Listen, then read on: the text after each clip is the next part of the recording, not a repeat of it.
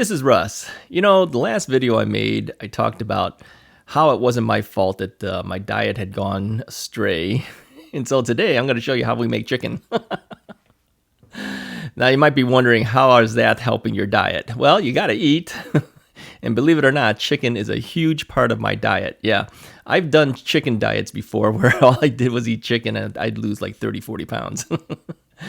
It's true. You could actually eat an entire chicken. It's probably good enough for the entire day, and you probably won't even go past your caloric intake for a guy if it's a small chicken. These are small chickens we're doing. So I'm doing 2 chickens today.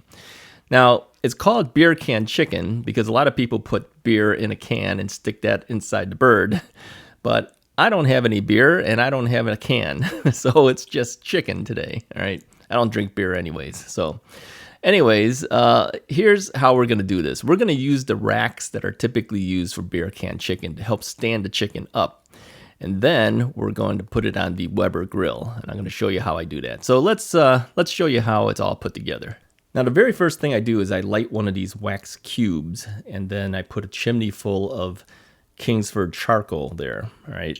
And as this is starting up and getting all warm and toasty, I'll put together the 22.5-inch Weber grill, and we're putting in side baskets on this one, and that's going directly on the charcoal grate. Now, once the charcoal is ready to go, I'll pour it in on both sides. We're going to keep the heat on both sides of the grill. And the chicken is going to go directly on the charcoal grate, not on the cooking grate. I've taken the cooking grate out. And the reason is because this gives us a little bit more space on top when we close the lid, because we're going to put these chickens standing up. So this works really good, all right? Now, you got to wash up the chickens. And I've heard before that people don't like washing chickens. Now, there's no way I'm cooking a chicken without washing it, all right? So I'm cooking washed chickens.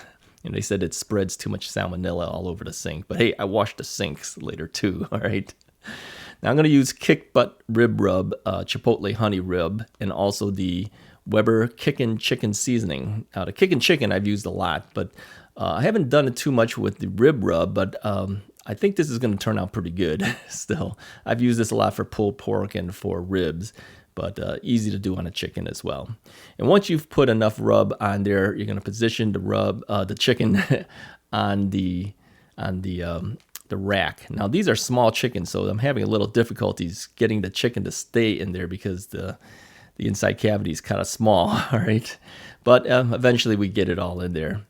And after that chicken is done, we'll just go ahead and pull out the other chicken. And I'm going to do the exact same thing. I'm just going to put some of the Kickin' Chicken rub. And I've used this rub quite a bit. This stuff is pretty powerful stuff, all right? So you don't need that much, but I have quite a bit on here. Now, I have a different type of rack here, which I like a lot better because it holds the can, but it also holds the drippings, right? So you can see here, I've put the chicken on the grate itself for the charcoal grate, and that gives me a little more clearance on the top. And all we're going to do is we're just going to close this up, and then every 15 minutes we're going to rotate a quarter turn for the chicken. All right, so you can see here I'm now turning it a quarter turn, and as you rotate this, since there's heat source coming on both sides, you're actually cooking pretty quickly here. In all, typically it takes about an hour or so to do. But I check it all the time when I rotate this every quarter turn. Once I get to about maybe 3 turns or so, I'll pull out a thermometer and I'll check the internal temperatures. You want the internal temperatures to be between 165 to 170, and you want it to run clear. You don't want when you cut into chicken, you don't want blood coming out of the chicken, right? You want to make sure that doesn't happen. So sometimes this thing heats up faster than that clear running juices are. So you got to make sure that it's fully cooked before you take it out.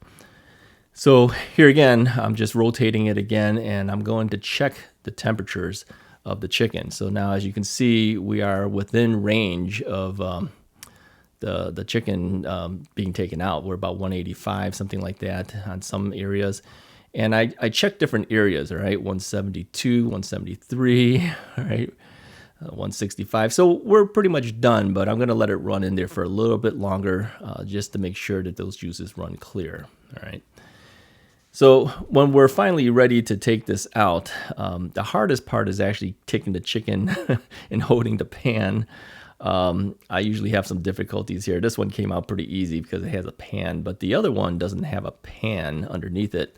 So it makes it a little bit harder. And then of course, you've got the lids in the way and everything. So yeah, a little bit of struggle, but eventually you can get it. So I'm just going to stick it on top of the, the charcoal grate, the baskets, and then pull it in. So yeah, pretty easy. It's not hard. This is probably one of the easiest ways to make chicken, quite frankly. I don't think it's difficult for anybody to do. All right, so now let's cut into this a little bit. I'm going to take this out of the rack. And again, the same thing. There's always difficulties trying to maneuver a little bit here. And this one here is the chicken rub. This one I'm touching now is the kick butt rib rub. You can see it's a little bit darker. It actually looks a little richer colored. It's a little more reddish. I don't know, maybe they put a little more paprika or something like that inside there. I don't know why it's all red all the time, but there we go. So I'm just going to cut up a couple of chicken legs off of this, and I'm going to try chicken legs. I'm not much of a chicken breast person, and in comparison, I usually like going for the chicken legs and the thighs. It's just my personal choices. So yeah, so we'll just cut some legs off of each of one of these things, and we'll give it a try. There we go. All right, let's try out these chicken legs. I'm going to try out the kick butt rib rub first on the chicken. See how this is.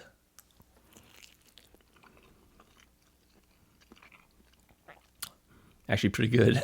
All right, let's try the other one. This is kickin' chicken from Weber, which is what I usually put on the chickens, but let's see how this one turned out.